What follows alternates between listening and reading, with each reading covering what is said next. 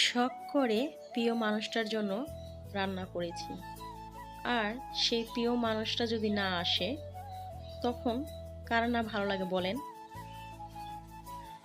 আসসালামু আলাইকুম, কেমন আছেন সবাই? আশা করি সবাই ভালো আছেন। আলহামদুলিল্লাহ, আমিও ভালো আছি। আবারও আপনাদের মাঝে নতুন একটা ভিডিও নিয়ে আসছি। আজকে খুব দুঃখের একটা কথা বলবো। সকাল থেকেই আমি খুবই তাড়াতাড়ি করে উঠেছি, যেহেতু এটা গতকালকের ভিডিও, মানে শুক্রবারের ভিডিও এটা। তো আমাদের কথা ছিল যে বাইরে বিকাল টাইমে বাইরে একটু ঘুরতে যাব, আর তার জন্য সকালবেলা উঠে মানে তাড়াহুড়া করে মানে পোলাও আর মুরগি রান্না করেছিলাম আপনাদের ভাইয়ার জন্য।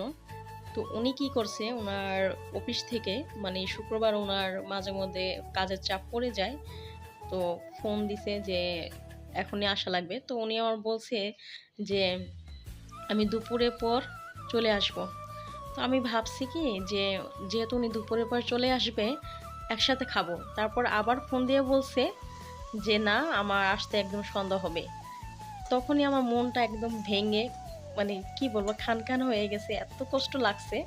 আমি বলছি যে তুমি ওনাকে বলো যে ছুটি লাগবে, তো ছুটি দিতে চাইছিল না। মানে এমন একটা অবস্থা হয়ে গেছিল, মানে কি বলবো, আমার কালকে ভীষণ মন খারাপ ছিল।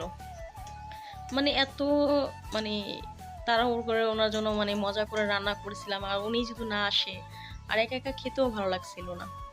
তো যাই হোক, অনেকগুলো বকবক করে ফেলেছিলাম।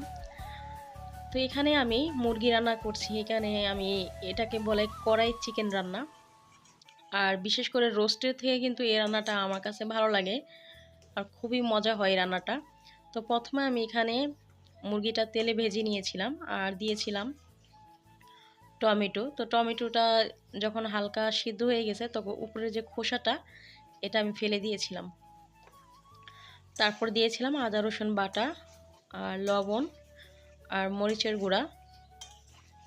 এই রান্নাতে আমি কোনো রকম হলুদ ব্যবহার করি নাই, হলুদ ছাড়াই এই রান্নাটাও অনেক মজা হয়। আর এই রান্নার জন্য আমি আলাদা করে একটা মশলা বানিয়েছিলাম, গোলমরিচ, এলাচ আর দারচিনি, শুকনো মরিচ। এইগুলো আমি আলাদা করে প্রথমে টেলে নিয়ে তারপরে আমি ব্লেন্ডার করে নিয়েছিলাম, মানে ফাঁকি করে নিয়েছিলাম। আর এই তো এখানে আমি ধনিয়া গুঁড়া দিয়েছি। তো যাই হোক, অনেক মজা ছিল তরকারিটা, মানে কি বলবো, মজা হয়েছিল। আর এর সাথে পোলাও রান্না করেছিলাম। আর এই তো টমেটোর খোসাটা, আর এখানে দিয়েছি ক্যাপসিকাম আর পেঁয়াজের পাপড়ি দিয়ে এই রান্নাটা করতে হয়। চাইলে আপনারা নাও দিতে পারেন, আর দিলে ভালো লাগে, খেতে মজা হয়। তারপরে এই তো এখন ভালোভাবে কষিয়ে নিব। আর আজকে আমি কি বলতেছি আমি নিজেও জানি না, বলতে কী করে বলতেছি। তো এখন পর্যন্ত যারা আমার ভিডিওতে লাইক দিতে ভুলে গেছেন, প্লিজ লাইক দিয়ে ভিডিওটা কন্টিনিউ করবেন, কারণ আপনার একটা লাইকে আমাকে এগিয়ে নিতে সাহায্য করবে। আর যেসব আপুরা আমাকে সাপোর্ট করেন, প্লিজ সবাই আমাকে মানে মন থেকে সাপোর্ট করবেন। তিনজন আছে আপুরা আমার ফুলভাবে সাপোর্ট করে, আর কয়েকজন আছে মানে কি বলবো, অল্প ভিডিও দেখে, নাম বললে বলা যায় কিন্তু বলবো না, থাক, আল্লাহ তাদেরকে দেখতেছে। আর এই তো আমার রান্নাটা কিন্তু অলরেডি হয়ে গেছে। আর এখন আমি এখানে যে ভাজা মশলাটা এটা দিয়ে তারপর আমি কিছুক্ষণ মানে 2-3 মিনিটের মতো রেখে আমি নামিয়ে নিব। আর এই তো রান্নাটাও আমার হয়ে গেছে। আর এই পাশে আমি পোলাও রান্না বসিয়ে দিয়েছি। আর এই তো এখানে আমি দিয়ে দিব মটরশুঁটি। আর মটরশুঁটি দিলে আমার কাছে ভীষণ ভালো লাগে। পোলাওর মধ্যে মটরশুঁটি বা গাজর, এই দুইটা জিনিস দিলে কিন্তু মানে কালারটা সুন্দর আসে, আর খেতেও কিন্তু মজা লাগে। তো এইগুলো আমি শুক্রবারের দিনে আয়োজন করেছিলাম, বেশি কিছু করি নাই, মানে ঝটপট, যেহেতু এক জায়গায় বেড়াবার মানে ঘুরতে যাওয়ার কথা ছিল বা বেড়ানোর কথা ছিল, মানে এই দুইটার একটাও হয় নাই। ভীষণ মন খারাপ ছিল, যা বলার বাইরে। মানে হঠাৎ করে ফোনে আসে যে আমি যেতে পারবো না, এরকম একটা অবস্থা হয়ে গিয়েছিল।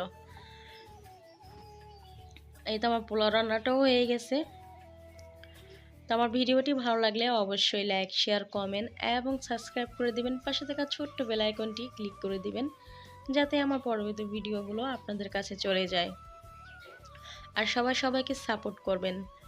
আল্লাহ হাফেজ, সবাই সুস্থ থাকবেন এবং ভালো থাকবেন।